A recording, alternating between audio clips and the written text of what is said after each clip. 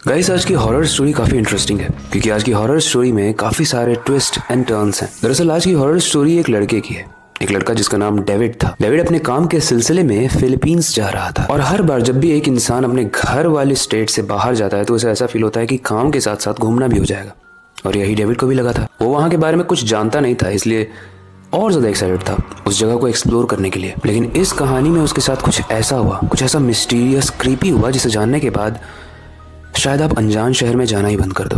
लेकिन वो जानने से पहले, हेलो गाइस, मेरा नाम है अविनाश कुमार और आप देख रहे हो हॉरर स्टोरीज।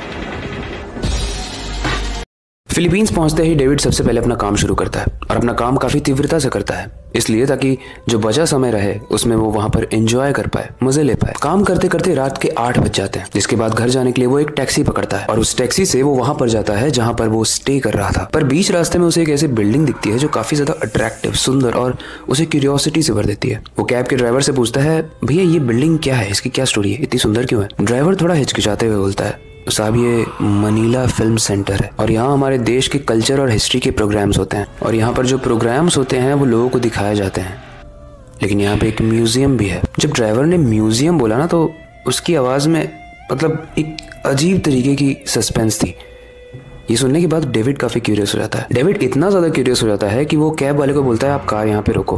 वो कार से उतरता है और उस फिल्म सेंटर के अंदर जाने लगता है। कैब का ड्राइवर बोल ही रहा होता है कि भैया रात हो गई है, इतनी रात में तो मत ही जाओ, लेकिन डेविड उसके अंदर जा चुका था। डेविड जब उस फिल्म सेंटर के अंदर पहुंचता है तो काफी अंधेरा था और उसे लगता है कि शायद अंधेरे की वजह से ड्राइवर मुझे मना कर रहा होगा, बट अंधेरा है तो लाइट्स भी होंगी। बट डेविड समझ नहीं रहा है उसके साथ कुछ होने वाला है। कुछ दूर अंदर जाते ही उसे पत्थर तोड़ने की आवाज सुनाई देने लगती है, लेकिन वो इस चीज को इग्नोर करता है और धीरे धीरे म्यूजियम की तरफ चला जाता है। जैसे ही वो म्यूजियम में एंटर करता है उसे किसी के रोने की और चिल्लाने की आवाज आती है। लेकिन अब की बार डेविड इन आवाजों को इग्नोर नहीं करता है। वो इधर उधर देखने लगता है कि ये आवाज आ कहां से रही है। आसपास देखते वक्त उसकी नजर एक हॉल पर पड़ती है, एक बहुत बड़े से हॉल पर। वो चीजों को समझने की कोशिश कर ही रहा होता है, तभी उसे सामने कुछ इंसान खड़े दिखते हैं, कुछ लोग। वो लोग काफी दूर थे तो डेविड बहुत चिल्ला कर उन्हें आवाज देता है। लेकिन जैसे जैसे वो पास आ रहे थे डेविड ये ऑब्जर्व करता है कि किसी के हाथ नहीं है, किसी के पैर नहीं है। ये कैसा अजीब सा आधा शरीर है और ये चल कैसे रहे हैं? डेविड समझ जाता है कि मैं सही लोगों से हेल्प नहीं मांग रहा और इससे पहले कि कुछ बुरा होता वो वहां से भागने लगता है। लेकिन जैसे ही वो वहां से भागने की कोशिश करता है उसके पीछे वो आत्माएं या वो भूत या जो लोग भी वो थे वो भी आ रहे थे। डेविड को इतना समझ में आ गया था कि अगर आज वो यहाँ से नहीं भागा तो वो मर जाएगा।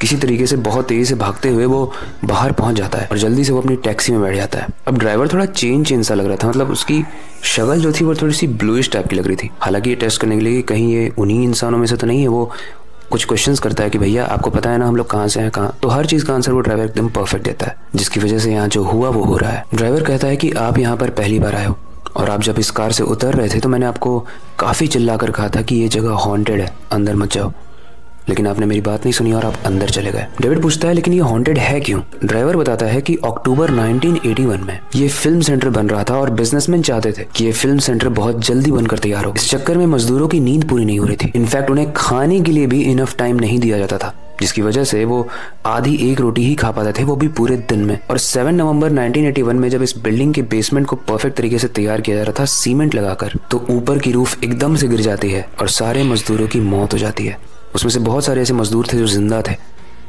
लेकिन कोई भी उनकी चीख की वैल्यू ही नहीं करता है, क्योंकि उनको बचाने के लिए बाकी की बिल्डिंग भी तोड़नी पड़ती और इन्वेस्टर्स और बिजनेसमैन ये नहीं चाहते थे कि उनका पैसा बर्बाद हो। तो बस उन सारे ही मजदूरों को चीखने दिया गया, चिल्लाने दिया गया, मरने तक।